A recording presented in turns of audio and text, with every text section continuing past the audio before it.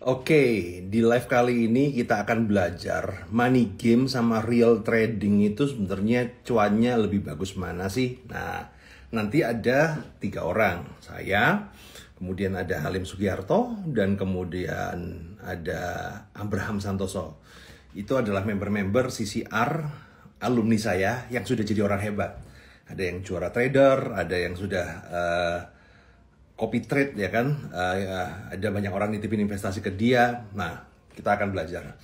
Jadi sebenarnya kalau di CCR itu isinya orang yang hebat-hebat semua. Nah, kalau Anda bertanya seputar trading yang teknikal ataupun kemudian sekarang kan banyak money game yang berbalut robot trading apa segala. Saya tahu secara konsep. Saya tahu secara fundamental, saya paham. Tapi kalau sudah berbicara masalah teknikal, apa yang membedakan, kemudian bla bla bla teknisnya, terus terang aja, saya tidak paham karena saya bukan pemain di situ. Nah, maka dari itulah beruntung, ya kan, kelas kita di Credit Card Revolution ini sudah menciptakan banyak orang-orang yang hebat, ya, banyak orang-orang belajar, ya, dan saya undang mereka untuk di sini untuk berdiskusi dengan saya gini teman-teman, selalu dengan mata dan pikiran yang terbuka. Jadi walaupun saya yang namanya robot trading yang abal-abal, tapi tetap saya terbuka. Selama idenya masuk akal and make sense, okay. Nah, oke, sudah bergabung. Halo. Bro Halim, ya. Halo Nanti Pak Roy, apa kabar? paham. Selamat malam. Salam sehat selalu. Mantap. Tinggal kita Salam tunggu. CCR, salam CCR. Salam CCR. Lu ikut kelas gua tahun berapa ya? Lama ya lu? Tahun 2014 lama. kali ya? Iya, kurang lebih dah, kurang lebih. Habis gue udah lulus kan, gue udah ngerti ya. Wah, ilmunya banyak banget nih Pak Roy ini. Lu harus, kalau yang teman-teman yang belum pernah join nih, kalau mau nanya-nanya kartu kredit, ini udah pakar dia, bener-bener pakar. Tapi pakar yang lurus ya, bukan pakar yang belok-belok dia. Bro Yohanes Abraham, nah lu masuk deh. Request join dong. Gua nggak bisa nge-save dari sini. Abraham, coba lu request bisa nggak itu? Kok nggak keluar anunya sih? Nah, bentar. Gua nggak keluar invite-nya, bro. Coba lu, apa jangan-jangan lu private ya, Abraham? Lu kalau private dibuka dulu, bos. Sebentar. Ah, ini bisa. Nah.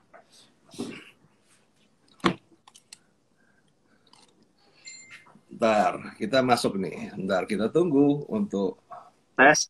wah, mantap. Waduh. Ini para master si Monkey. Itu namanya itu gila, si Monkey itu gila. Si Monkey. Jadi kita ini punya grup Telegram namanya si Monkey. Itu maksudnya apa sih? Si Monkey itu sikat money game. Sikat EA money game. Aduh, saya lupa Pak. Saya lupa singkatannya.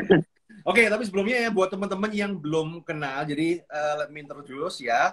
Nomor 1 ini Bro Halim Sugiarto. Ya, dia murid kelas CCR gua di sekitar 5-6 tahun yang lalu. Coba please introduce yourself, bro. Oke, terima kasih Pak Roy, Pak Abraham. Selamat malam semuanya, teman-teman yang sudah hadir di IG Live-nya Pak Roy Sakti. Perkenalkan, nama saya Halim Sugiarto. Kebetulan saya diajak oleh Pak Roy untuk membantu membahas mengenai tentang money game dan real trading. Nah, kalau saya sendiri pribadi sudah mengenal dunia trading, terutama trading di bidang derivatif, itu dari tahun 1999. Jadi kurang lebih udah 22 tahun lah ya, ada pengalaman.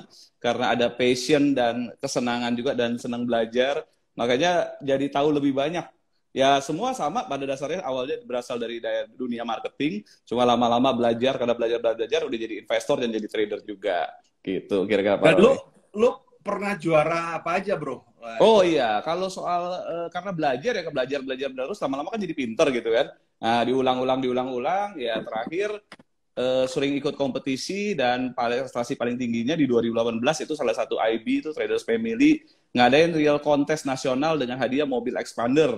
Dan kebetulan untuk pendaftarannya harus pakai uang tunai, jadi ikut real contest 30 juta rupiah. Dan di situ saya dapat juara pertama, mendapatkan ROI 120% dalam 1 bulan. Nah, jadi juara 120% dalam 1 bulan. Real trading ya, di real trading ya.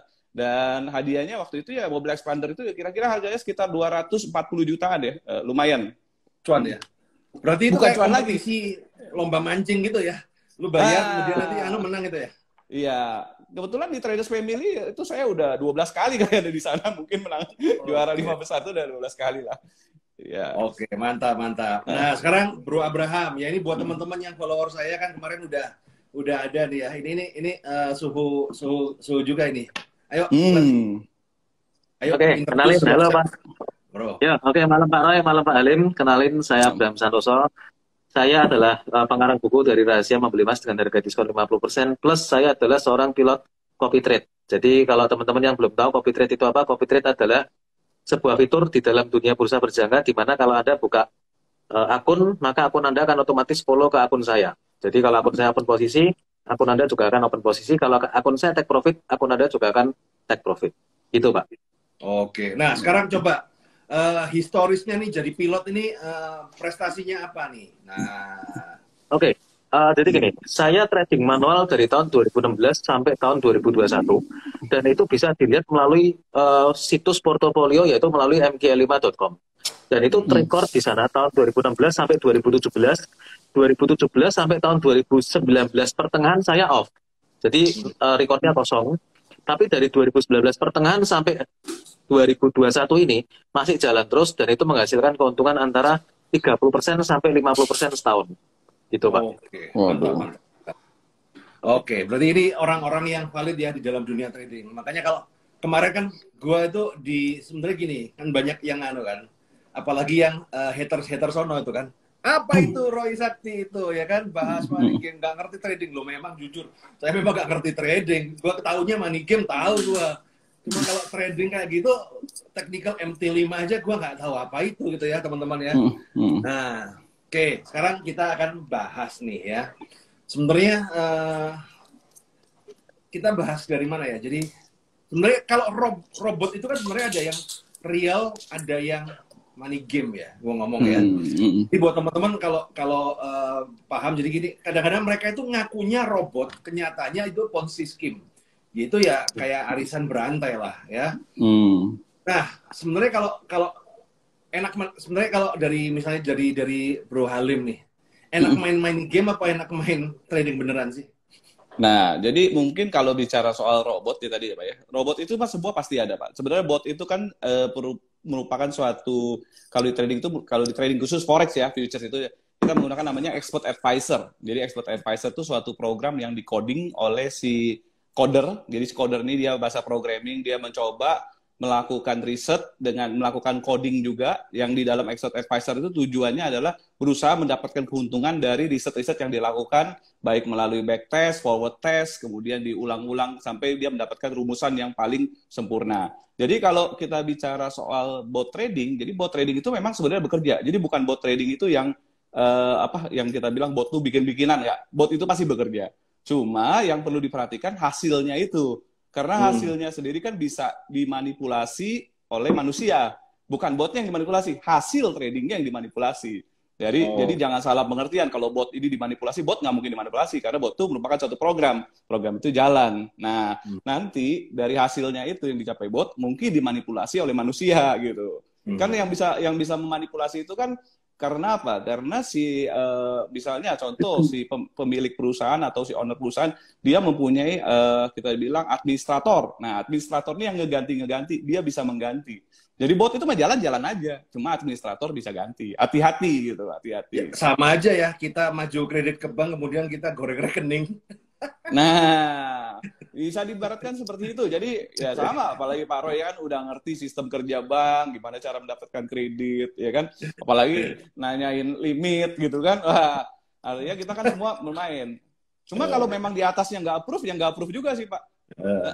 Mau riwayatnya sebagus apapun, begitu sih bilang ini dia kena. Wah ini si Roy Sakti nih, yang bagian suka benci money game. Gua main money game, gua reject. Nah selesai tetap, nggak bisa keluar juga kreditnya. Oke. Nah kalau menurut Abraham, Bro. Oke, jadi gini, mau itu real trading ataupun itu Ponzi, dua-duanya akan ambiar kalau kita nggak ngerti ilmunya. Jadi gini Pak. saya tuh sebenarnya sudah buat video tentang real trading. Jadi robot-robot Ponzi, robot-robot yang selama ini beredar itu juga ada yang real trading, Mbak. Ya. Ada memang. Jadi kecampur. Videomu tuh loh, kayak membaca masa depan loh. Ya. Jadi saat ini tuh semuanya kecampur antara Ponzi dengan yang real tuh tercampur semua. Tapi saya sudah mengatakan dari awal begini. Kalau yang real trading ngejar profit seperti yang money game, tidak akan lama. Pasti akan MC. Terbukti contohnya adalah EA50, ini saya sebut merek aja, tidak masalah. Karena kalau nggak disebut merek percuma. Ya, karena kalau nggak disebut merek percuma, orang tidak tahu. Akan saya sebut merek. Contoh EA50 dan satunya lagi kalau nggak salah Shigeru. Itu ada MC, ada MC itu istilahnya margin call atau duitnya habis. Jadi kenyataan juga habis gitu loh. Memang dia bisa menghasilkan profit yang gede. Kenapa bisa menghasilkan seperti itu? Ya karena belum kepleset aja. Sekali kepleset jebret, ya sudah habis pasti. Jadi ada hukum yang tidak bisa dilawan di dunia bursa berjangka adalah high risk high gain. Itu sudah pasti. Tidak ada namanya high gain tapi no risk. Nggak ada yang seperti itu gitu, Pak. Nah, kalau menurut Bro Halim gimana? Ayo. Nah, kalau bicara soal bot, misalnya mengukur bot dengan kemampuan trading manual, gitu kan, misalnya kita, saya nggak percaya bot lah, saya percaya trading saya sendiri.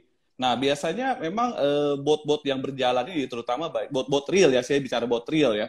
Bot real itu memang kemampuannya rata-rata memang punya resiko yang cukup tinggi. Kenapa? Karena banyak kan bot real itu mengandalkan satu sistem yang kita sebut seperti martingale gitu, atau averaging. Nah, averaging itu kan biasanya kalau kita bicara di kasino lah, udah rugi tambah di average di 2 kali lipat, 4 kali lipat, 8 kali lipat sampai untung gitu kan.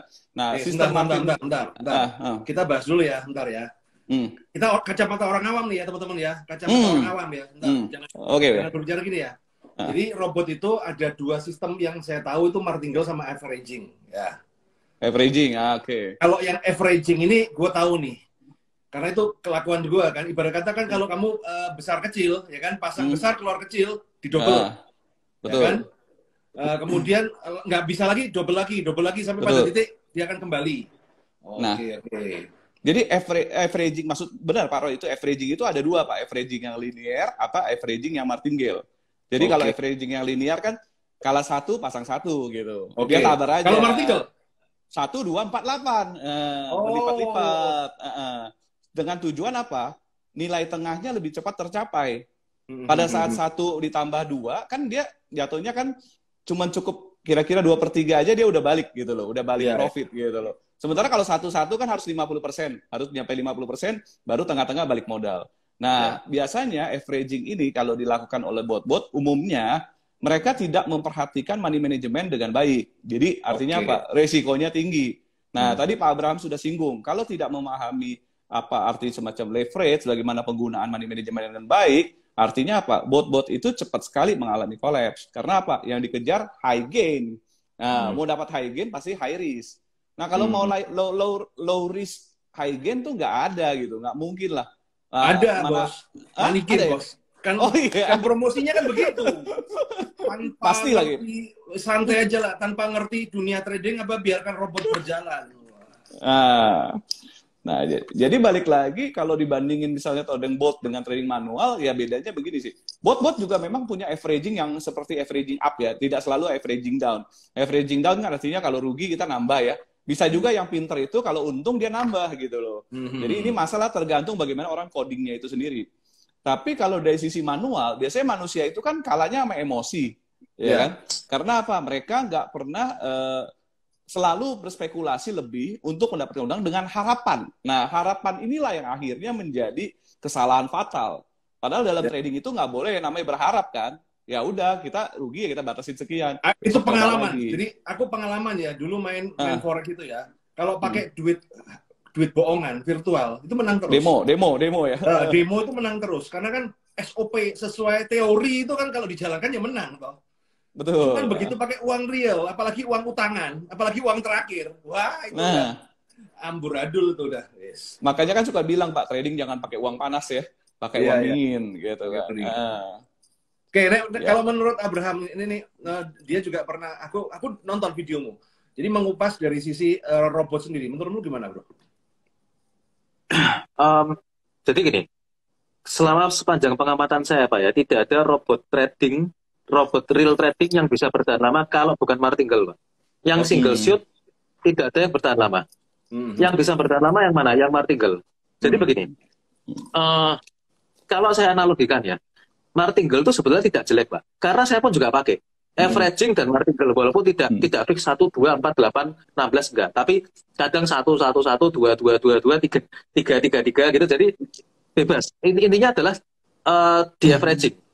Dan banyak orang yang kelas-kelas nasional pun, pengajar-pengajar kelas nasional, ternyata ilmunya juga balik lagi ke martingale, walaupun nggak disebutkan secara eksplisit ya. Tapi gini, martingale itu kita harus paham bahwa martingale itu bagus. Jadi misalkan kayak kita pernah main game ya, pernah main game nih. Kita pernah main game, itu di level-level kecil, misalkan level 1, level 2, itu bosnya tuh bisa dilawan dengan mudah. Oke? Tapi terkadang ada bos dari level tinggi turun ke level rendah untuk melawan posisi kita. Jadi kira-kira gambarnya itu seperti kayak orang main game.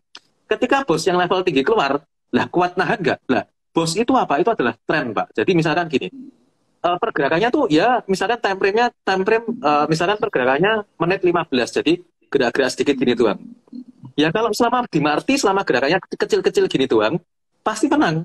Pasti Tapi cuan. begitu bos, pasti menang. Karena kecil-kecil gini nanti naik lagi, kecil-kecil nanti naik Kalau lagi. orang Tapi istilahnya scalping gitu ya.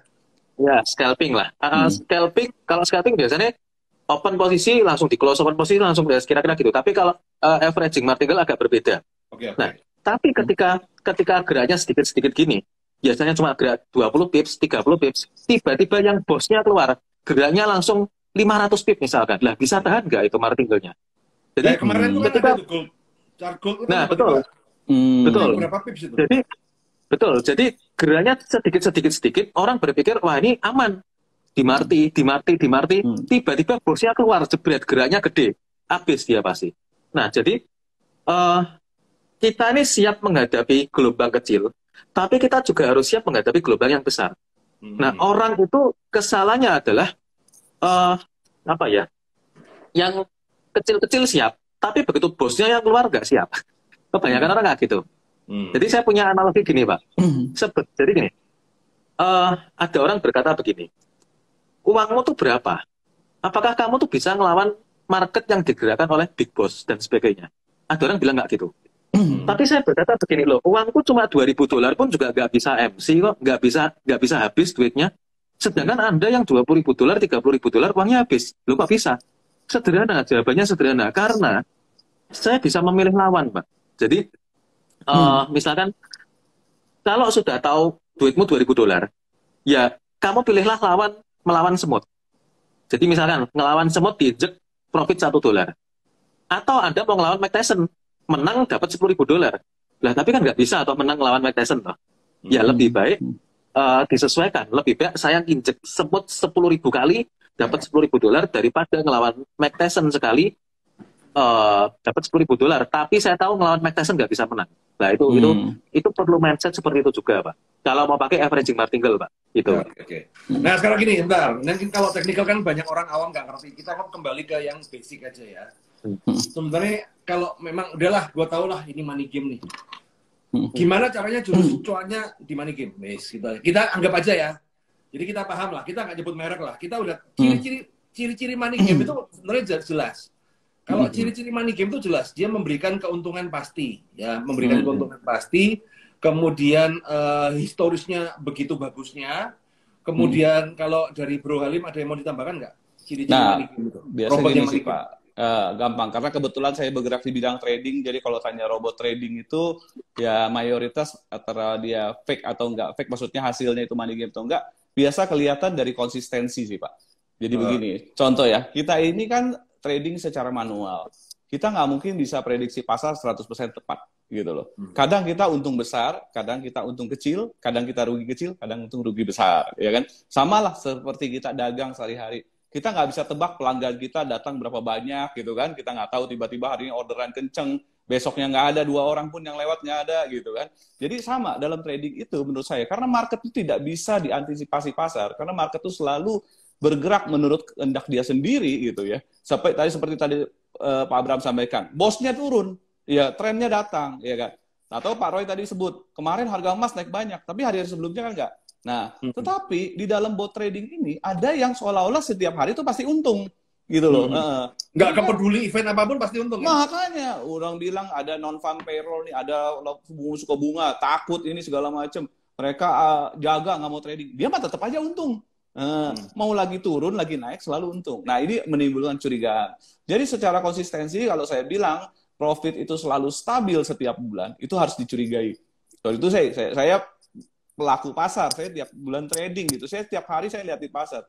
Bagi saya, kalau justru untungnya itu, soal itu saya bulan ini untung 30%, bulan depan rugi 10%, bulan depannya untung 60%, bulan depannya rugi 40%. Nah, itu bagi saya lebih cenderung ke arah yang trading beneran. Tapi kalau kita lihat secara money game kan mereka rata-rata ya profit konsisten. Tiap bulan tinggal berapa, 8%, 15%, 20%. Tergantung mau berapa lama sistem itu berjalan. Atau tergantung bagaimana skema pembagiannya dan sistemnya. Jadi kalau terlalu perfect, bagi saya itu agak mencurigakan, satu. Terus kedua, biasanya kan pasti kalau sekarang banyak kan trading itu karena menggunakan bot, jadi mereka seolah-olah menampilkan itu seperti trading live, seolah-olah trading beneran, ya kan? Tapi waktu durasinya itu, sorry itu saya rata-rata pendek sekali, bahkan di bawah 5 menit gitu loh. Ada yang cuma 3 menit, 5 menit. Dan mainnya di market-market yang relatif boleh dibilang lagi agak empty ya, lagi sepi lah kalau kita bilang pagi-pagi atau malam-malam, bukan pada saat big news dan sebagainya. Dan mereka mengambil profit dari sana. Ya ini menurut saya juga kok bisa ya trading itu konsisten hasil sampai konsisten waktu gitu loh. Bingung kita ya nggak? Saya tiap hari liatin market, mau cari celah 5 poin aja susah gitu kan. Tapi ini bisa gitu. Dan ya akhirnya menurut saya beberapa tradingan itu ya tadi saya bilang botnya tidak direkayasa. Mungkin hasilnya direkayasa. Supaya menarik, supaya apa? Supaya ada yang join gitu. Oke. Kalau Pak Abraham, ada yang mau ditambahin nggak ini? Oke, jadi gini, sebetulnya kalau namanya Ponzi itu kan berevolusi, Pak. Kalau zaman dulu pakai cuma sekedar pakai website. Sekarang pakai yang lebih halus lagi trading forex. Dan sebetulnya gini Pak Alif, kalau yang disebutkan tadi yang masalah konsistensi, berarti nanti ke depan kalau saya mau buka money game, mau buka Ponzi, tak buat tidak konsisten, Pak. Nah, gawat. Berevolusi, Pak. Kalau dia tidak konsisten, tidak ada yang mau ikut. Nah, enggak, gini. Jadi maksudnya gini, tak buat tidak konsisten, bulan ini untung 10%, bulan depan 5%, bulan depannya lagi 20%. Masih tapi kan untung terus. Bulan depannya 30%, bulan depannya 30%, bulan depannya lagi 5%. Lah, itu tidak konsisten, untung terus. Lah, masalahnya begini, Pak. Yang untung terus dan tidak konsisten, itu pun real trading ada, Pak. Ada. Tidak konsisten dan untung terus, no rugi. Selama 3 tahun, ada, Pak. Betul, jadi selama 3 tahun, tidak ada rugi, untung terus, Pak. Lah, jadi kalau menurut saya begini, Pak. Kalau menurut saya gini, satu-satunya cara untuk kita bisa trader, ini bicara spesifik money game yang nyamar sebagai robot forex. Ini spesifik itu. Cara satu-satunya kita bisa terhindar adalah kita harus tahu nih dia trading di broker ternama atau tidak. Lah masalahnya begini, Pak. Yang tahu broker itu broker bagus atau tidak adalah kita para trader, Pak. Kalau orang yang bukan trader, customer kita kan orang awam semua nih, yang itu masalahnya. Semua nggak ngerti apa-apa, taunya cuan. Betul. Makanya tidak bisa. Jadi kalau misalkan pendapat saya pribadi ya Pak ya, bisa nggak orang awam membedakan ini real trading atau tidak? Tidak bisa. Kecuali yang 1% sehari, ya itu kalau secara logika itu tidak masuk akal. Kalau mereka punya dasar literasi keuangan yang bagus. 1% sehari, 20% setiap bulan ngalahin investor terhebat di dunia, Jim Simons. Itu tidak mungkin. Tapi itu pun kalau mereka punya literasi keuangan yang bagus. Lah kalau nggak punya, bisa nggak beda? Nggak bisa.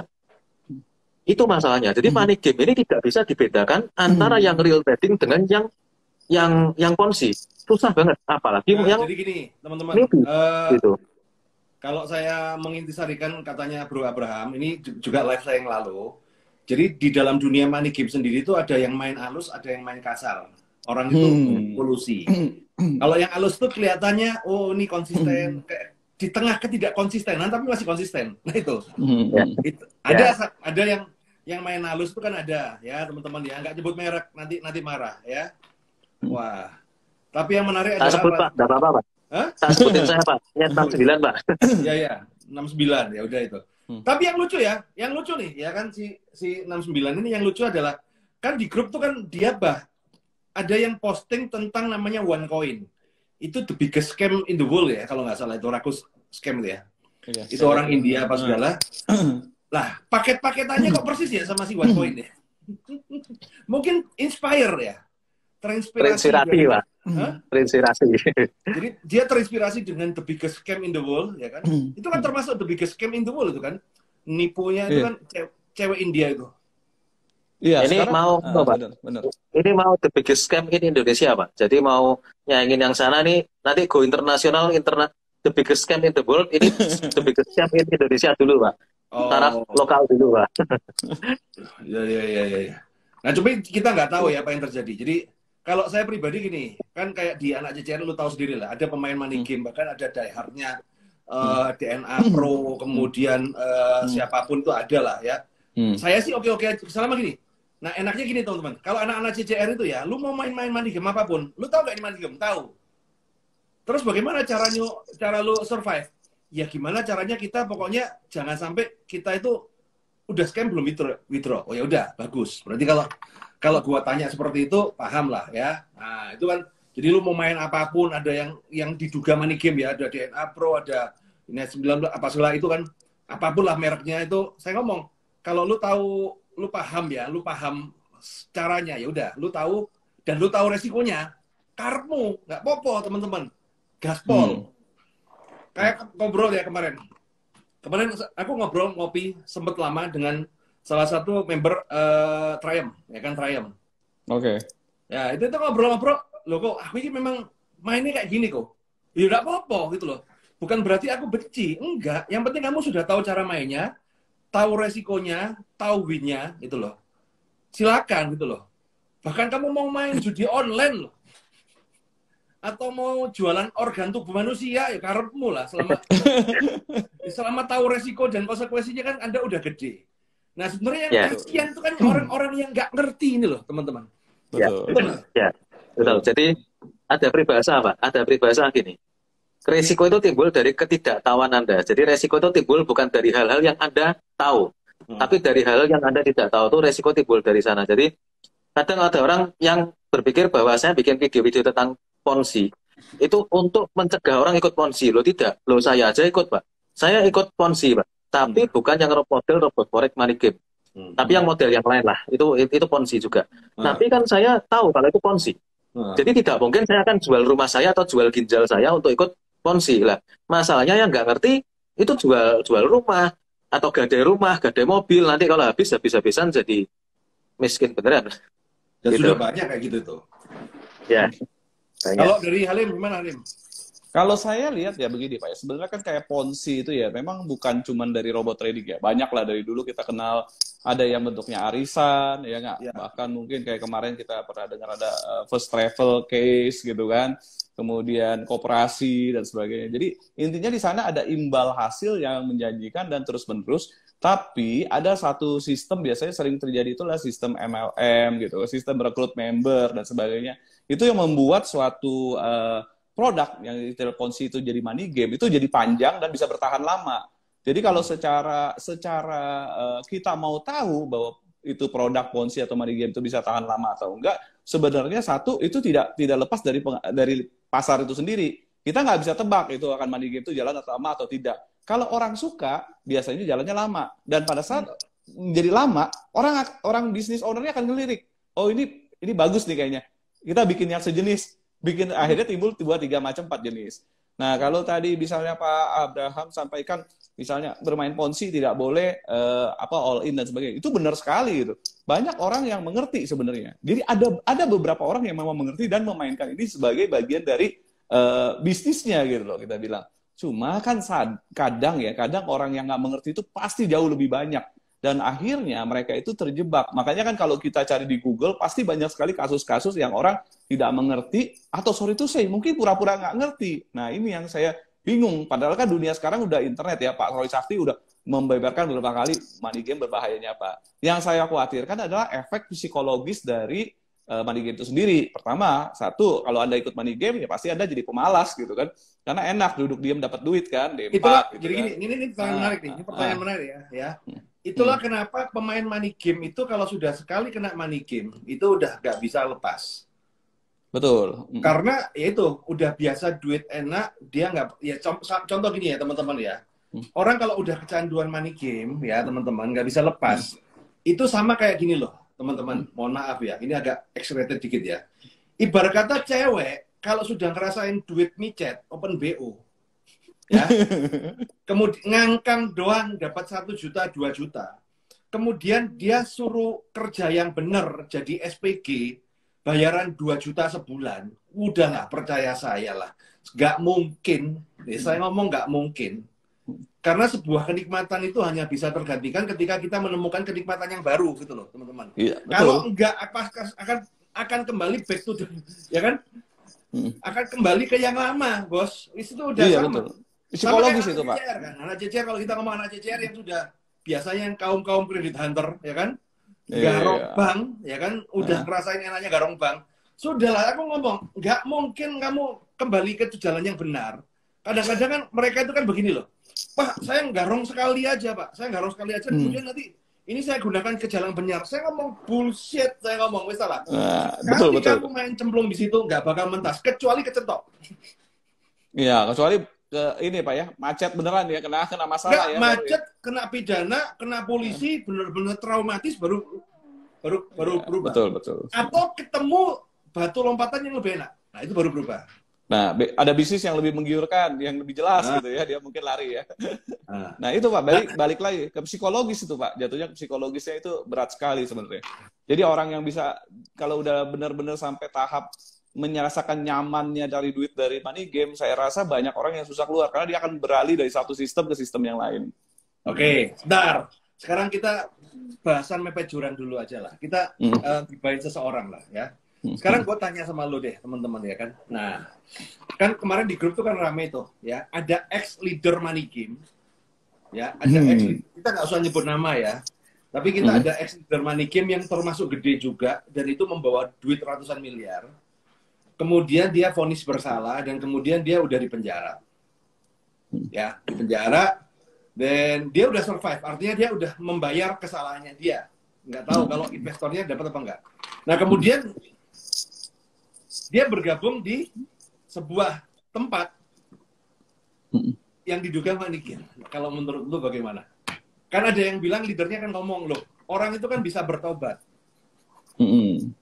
Ya, kan bisa bertobat. Ayo.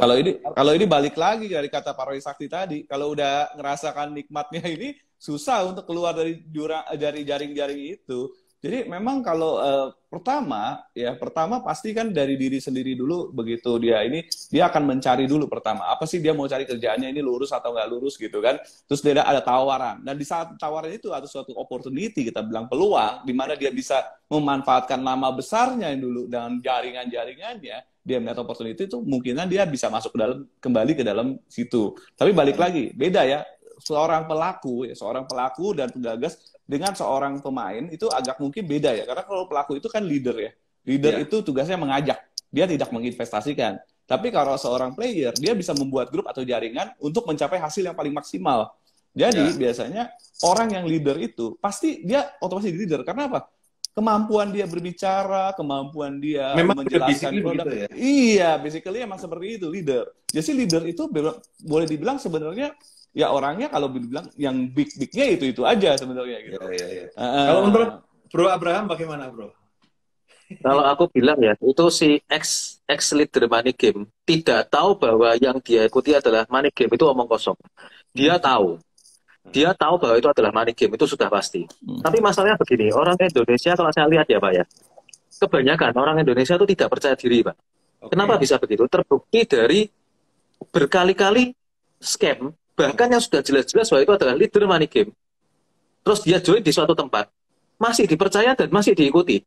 Jadi kalau saya bilang, loh, Anda tidak percaya dengan kemampuan Anda sendiri untuk menjadi kaya, bahkan sampai Anda percaya pada ex-leader money game dan percaya pada money game. Itu kan enggak, itu kan apa ya? Kadang orang tuh desperate untuk naik ke level kehidupan yang lebih tinggi. Makanya dia model seperti money game dipercaya terus-menerus. Loh, Oh. contoh saya pribadi dulu, Pak. Saya ini dulu muridnya Pak Roy Sakti. Dan saya juga pernah dalam tanda petik bikin kartu kredit. Oke, bikin kartu kredit. Jelas pasti ikut Pak Roy nggak bikin kartu kredit ngapain? Jadi bikin kartu kredit. Dan dari uang kartu kredit tersebut saya gunakan untuk main money game. Tapi in the end of the day itu nggak menghasilkan sebanyak yang saya pikir gitu loh. Jadi di satu titik saya berhenti bermain money game. Terus percuma nih aku main-main gini terus. Kalau aku nggak, tapi aku tipenya dulu bukan ngajak orang, Pak. Zaman dulu tipe saya bukan ngajak orang. Jadi saya main sendiri, saya berusaha untuk berhasil sendiri. Nah, tapi pada akhirnya tidak apa ya, tidak sesuai menghasilkan ekspektasi seperti ya?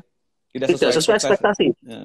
Tidak sesuai ekspektasi. Pada saat itu juga saya meninggalkan dunia money game. Wes lah, berhentilah gitu. Dan di Karena situ saya kamu mulai nggak ngajak berubah. orang, bos. Ya. Kalau Ya sih. maksimal harus ngajak orang. Jadi kalau mati itu kan langsung enak itu, mantap. Ya, itu mungkin kesalahan saya zaman dulu, Pak. Tapi pada akhirnya saya percaya pada diri saya sendiri dan saya berusaha sendiri gitu loh. Dan akhirnya setidaknya saya hari ini lebih baik daripada saya 10 tahun yang lalu. Oke. Tapi banyak orang itu yang kadang itu begini ya. Ketika saya mengatakan bahwa, oh itu programnya adalah Ponzi, orang bisa tersinggung loh. Karena orang tersebut menggantungkan harapannya begitu besar pada program tersebut untuk menjadi kaya. Betul. Jadi ketika saya ngomong itu Ponzi, seperti saya ini menghancurkan impiannya dia. Padahal bukan saya menghancurkan impianmu, tapi sejak awal Anda ini bergantung pada akar yang rapuh. Jadi ya itulah tidak heran. Makanya si A bekas money game bisa naik lagi dan dipercaya lagi. Nanti money game A scam, nanti tumbuh money game yang lain. Nah, itu karena itu, Pak. Gitu. Nah sekarang ini gua tanya nih, ini gua tanya kepada teman-teman yang di sini ada 100 orang nih. Jadi gini, jadi kalau dari gua ya saya mau positive thinking, cuman saya kasih ilustrasi aja ya. Saya kasih ilustrasi aja. Ibarat kata ada seorang pejabat yang sudah melakukan tindak pidana korupsi, ya, dan kemudian sudah divonis bersalah, ya. Kemudian udah keluar dari penjara, ya. Terus kemudian dia menjabat lagi. Kira-kira lu percaya nggak sih? Coba dicek. Yes. Lu percaya nggak bahwa dia ini sudah nggak bakal korupsi lagi? Coba deh. Buat teman-teman tolong dijawab. Ya. Jadi seorang pejabat yang sudah divonis korupsi, sudah di penjara sih. Udah, berarti kan kalau di penjara kan dia sudah menerima hukumannya ya. Tapi kemudian setelah keluar dari penjara, dia jabat lagi teman-teman. Dia jabat lagi. Pertanyaannya kayak begitu. Percaya nggak teman-teman? Nah, wes. Coba deh. Kalau dia setelah divonis korupsi, keluar dari penjara, kemudian dia berkebun, percaya dia orang baik. Kayak Pak Susno Duaji itu kan, Oh iya, yang betul. polisi apa segala kan, dia sudah penjara, kemudian dia keluar berkebun, ya kan? Oh ya sudah, berarti jadi orang baik, ya kan? Tapi kemudian kita menjabat lagi. Ya, sudahlah. Kalau sudah tai kucing rasa cuan itu ya, begitu ya. Iya. Ribet nih. Ya. Karena Pak, itu kadang orang bisa menerima hukuman tapi orang belum tentu bertobat, Pak. Jadi orang terima hukuman belum tentu dia bertobat. Jadi ya gitu. Oke, sekarang kita nggak usah bahas begini aja deh. Jadi sebenarnya kita jadi gini teman-teman ya. Kalau money game itu yang penting kamu tahu aturannya, aturan mainnya. Main is okay ya. Nah, kemudian gini, kalau real trading sebenarnya kan juga nggak enak-enak banget toh, bro. Nah, betul Pak Roy. Jadi begini, kenapa Bapak orang beralih ke arah trading bot ataupun trading menggunakan money game dan sebagainya? Yang notabene mungkin sebagian banyak orang yang nggak ngerti gitu ya, bot itu real atau enggak. Kenapa? Karena mereka kadang hilang harapan juga, Pak. Trading udah bertahun-tahun, belajar setengah mati, sana-sini habisin biaya, tapi nggak pernah untung gitu loh, nggak pernah untung. Jadi ada orang yang mengalihkan bilang, oh mungkin dia tidak cocok dengan trading, atau dia memang sebenarnya waktunya untuk belajar kurang. Tapi banyak orang yang penasaran, akhirnya penasaran dia coba bot. Nah begitu bot jalan, bot real dan atau bot itu sebagainya, dia lihat ini ada harapan gitu. Oh ternyata dengan bot ini saya bisa menghasilkan uang. Tapi dia nggak tahu itu terjebak di dalam bot yang manipulasi gitu kan. Bukan bot yang manipulasi, soalnya bilang hasilnya dimanipulasi. Nah ujung-ujungnya karena dia merasa ini dia, seperti tadi Pak Abraham bilang, oh dia bilang, kalau kita membicarakan itu, kita membongkar rahasianya, dia akan antipati sama kita.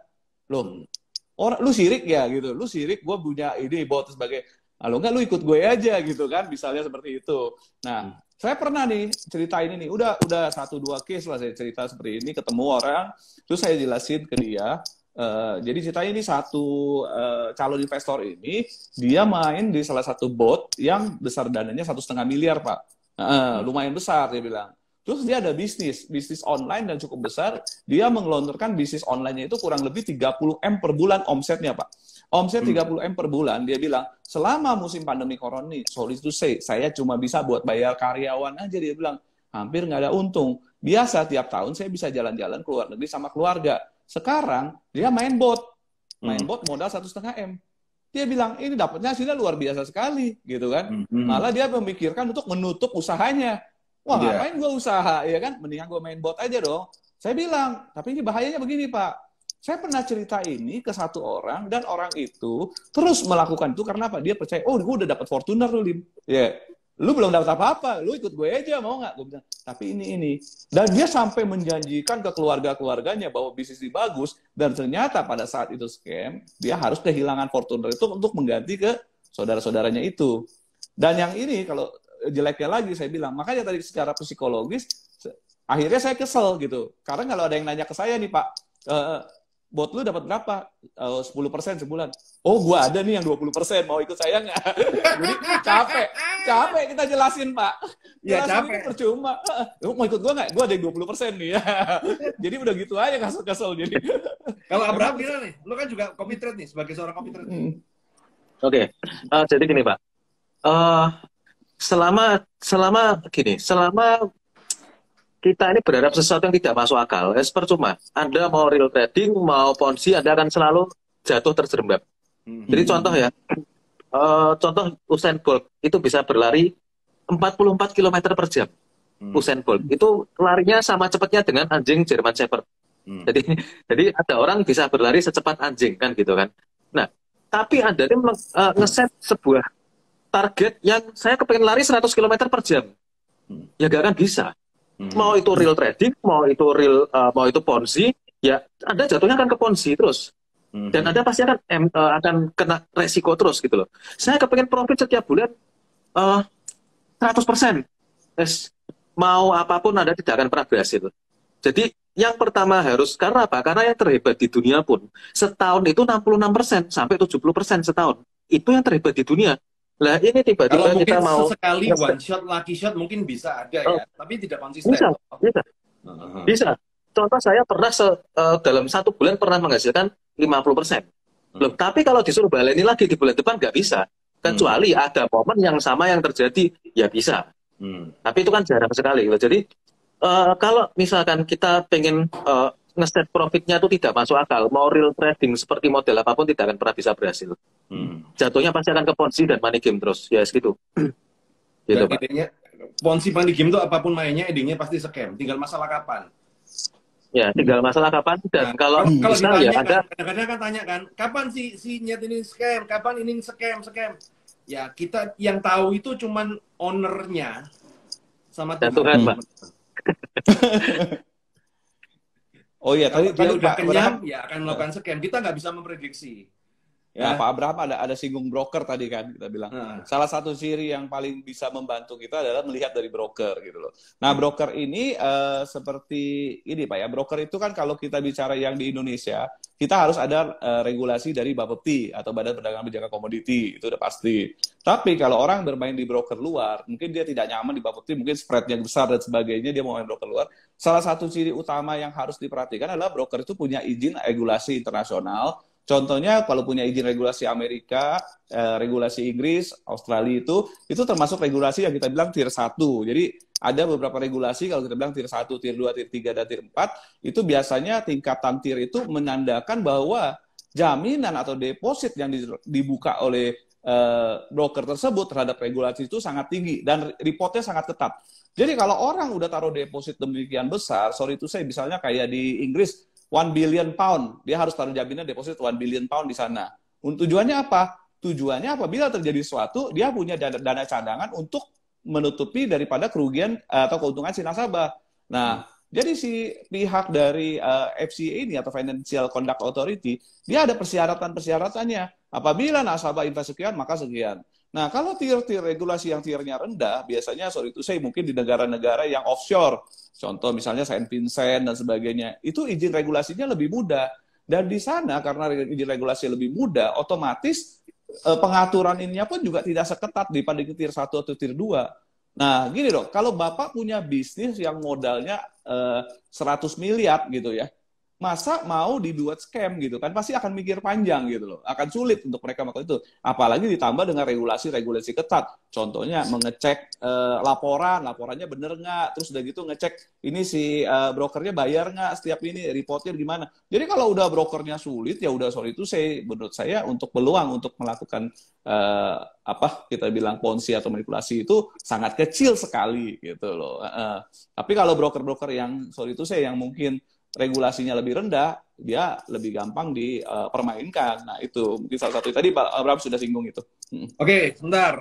Gua nunut promosi dulu ya teman-teman ya. Bentar. Oke. Buat teman-teman, kita ada kelas online namanya CCBM, Credit Card for Business Mastery.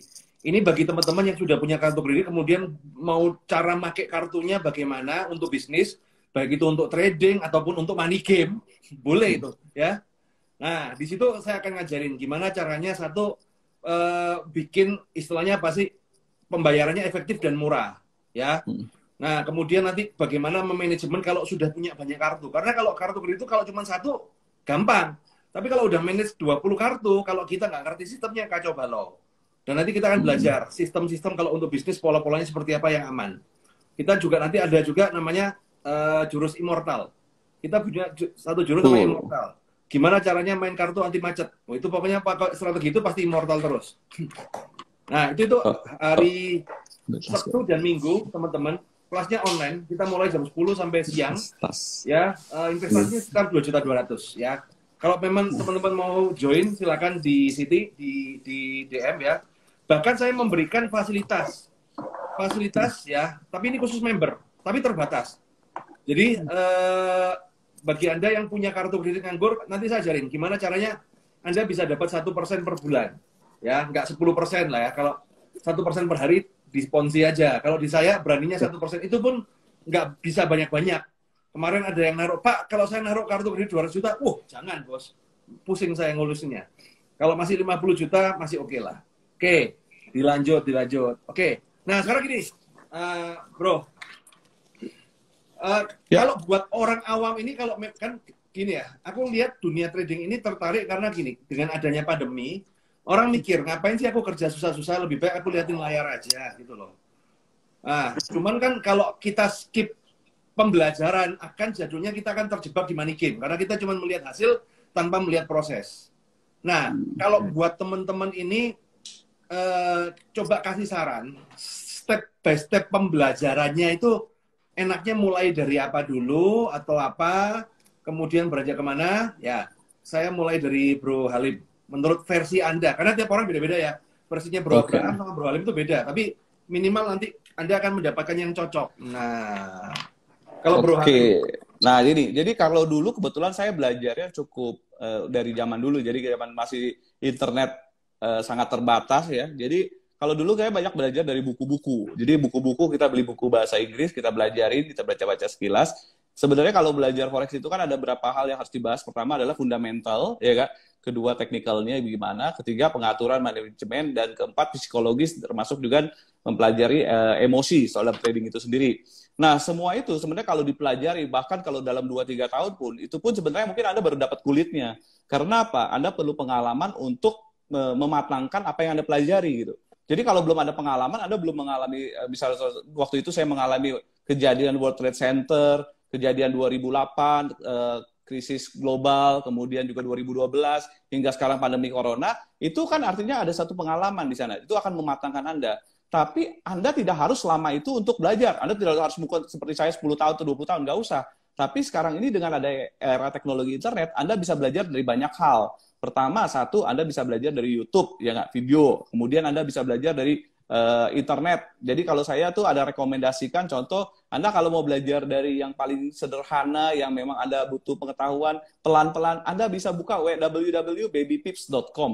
Babypips.com ini menurut saya situs yang gratis ya. Anda bisa belajar banyak hal dari sana, ada step-step kuis-kuisnya dan sebagainya. Itu ya menurut saya untuk beginner itu sangat bermanfaat sekali.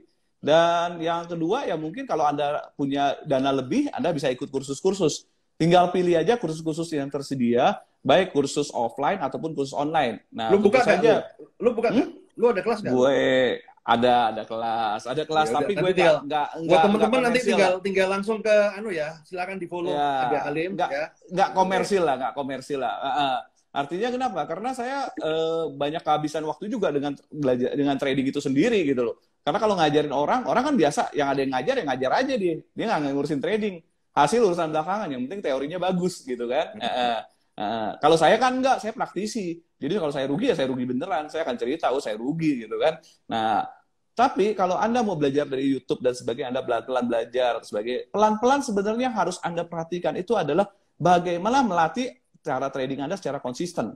Nah, ini kan orang tuh biasanya punya banyak cara. Begitu lihat cara ini bagus, dia pindah ke sini. Begitu cara ini jelek, dia lari ke sini. Lari ke sana. Akhirnya dia nggak pernah belajarin satu sistem dengan bagus. Kan ada pepatah dari Bruce Lee kan, latihan satu pukulan tuh 10.000 kali kan, dibandingkan Anda melakukan 10.000 macam pukulan gitu loh. Nah, akhirnya apa? Karena Anda nggak melatih terus-menerus. Contoh ya, kalau saya bilang, saya kalau ketatnya dengan money management, oke, orang pasang risk reward ratio, berapa? 1:1. Lakukan aja itu terus. Yang Anda perlu perhatikan adalah akurasinya. Kenapa? Kalau 1:1, skornya 10 kali trading, 5 sama, seri kan? Tinggal bikin aja supaya 6-4 gitu loh. 6-4 Anda udah menang 2 gitu. Itu udah, Anda bisa lakukan itu, saya jamin di bisnis trading ini pasti berhasil. Nah, itu sih masukan dari saya. Oke, kalau dari Bro Abraham, kalau caranya beda nih Bro Abraham ini. Bro. Oke, jadi gini, kalau di saya sih, saya buka kelas sih. Jadi saya ada kelas itu tanpa analisa teknikal dan fundamental. Jadi nama kelasnya adalah trading cara santai. Sederhana, aman nyaman, tanpa mikir anti rugi. Loh, itu apa ada ketinggian promosinya? Apa ada ketinggian klaimnya? Kok tanpa mikir iso anti rugi? Dan tanpa teknikal dan fundamental juga. Lah, tapi kenyataannya memang seperti itu. Jadi bagi yang kepengen ngerti basic-basicnya ya saya ada kelas seperti itu. Tanpa teknikal, tanpa fundamental. Bahkan jadi gini, kalau tujuan Anda adalah konsisten, bisa bertahan di bursa berjangka, dan menghasilkan keuntungan dari tahun ke tahun, maka sebetulnya Anda tidak membutuhkan yang namanya analisa yang terlalu rumit. Analisa sederhana pun bisa. Karena sebetulnya basic dari dunia bursa berjangka, atau basic dari trading forex itu cuma satu, yaitu money management. Segala jenis analisa, apapun itu juga, teknikal, fundamental, indikator, itu tidak akan pernah bisa menyelamatkan Anda ketika sesuatu yang tidak terduga terjadi. Yang menyelamatkan Anda adalah money management. Ya sama lah Pak. Di dunia usaha konvensional, ya yang nyelamatin itu sebenarnya bukan masalah kita ini pinter bisnis, tapi kita ini tahu batasan-batasan resikonya. Ya, jadi kalau tahu batasan, kan punya dana cadangan yang banyak kan. Nah itu sama Pak. Itu money management Pak. Selama dana cadangan Anda banyak, ya itu termasuk bagian dari money management. Nah, tapi kepinginnya orang kan gini, duit 1 juta maunya jadi 10 juta bos. Nah itu memang tantangannya di sana Pak. Malah itu gini, kalau misalkan memang mau seperti itu, jangan di trading. Jangan pernah di trading. Jangan pernah di trading forex. Karena untuk bisa seperti itu tuh susah banget lah. Karena contoh kayak yang pernah terjadi adalah di Lo Keng Hong. Lo Keng Hong itu pemain saham di Indonesia yang terkenal, itu bisa dari duit 1,5 miliar jadi 90 miliar. Tapi dia butuh 6 tahun. Jangan lupakan ada jangka waktu yang dia lalui sampai duitnya bertumbuh sampai jadi sekian puluh kali lipat. Termasuk kalau Bitcoin juga. Jadi orang yang sukses di Bitcoin bukan orang yang trading Bitcoin, tapi orang yang investasi di Bitcoin. Beli tahun 2010 harga $1, dijual di tahun 2021 di harga $60.000. Lah itu orang yang sukses. Jadi bukan keluar masuk. Itu kadang agak orang kepengen yang rumit, tapi sebetulnya yang sederhana pun bisa menghasilkan. Dan yang kedua, kalau misalkan nggak kepengen repot dengan berbagai macam teori, ya wes ikut copy trade saya, selesai. Jadi si Bro Abraham ini juga copy trade itu apa sih? Contoh tadi kasih. Jadi copy trade itu begini, Pak. Teman-teman yang misalnya awam ini, coba dijelaskan. Copy trade itu begini. Jadi gini, kalau misalkan saya open posisi buy, ya akun yang follow saya akan open posisi buy juga. Kalau misalkan akun saya take profit misalkan $100, ya berarti yang follow saya juga take profit $100. Dan itu begini, copy trade itu benar-benar mempertaruhkan nama saya. Karena begitu layanan saya bermasalah, saya pasti akan hancur. Apalagi saya ini bahas soal money game. Wah, Jadi kan gini. Wah, enak ini. Ini kalau misalkan lawan dengan ini kan. Kalau copy trade saya sampai habis duitnya, sampai rugi, sampai MC, yang membuli saya adalah orang seluruh Indonesia. Jadi saya buka, terutama orang money game, wah iso langsung dibully, dijek-jek gitu. Jadi buka copy trade ini sangat beresiko bagi saya sebetulnya. Apalagi bahas soal money game. Ya yang bisa kan begini, nah iso ya money game-nya cepetan dan scam. Jadi omongan saya terbukti benar duluan gitu loh. Omongan saya terbukti beneran duluan gitu loh. Gitu. Oke. Thank you teman-teman. Ya. Nah, teman-teman, nah ini ya kan terakhir penutup teman-teman ya.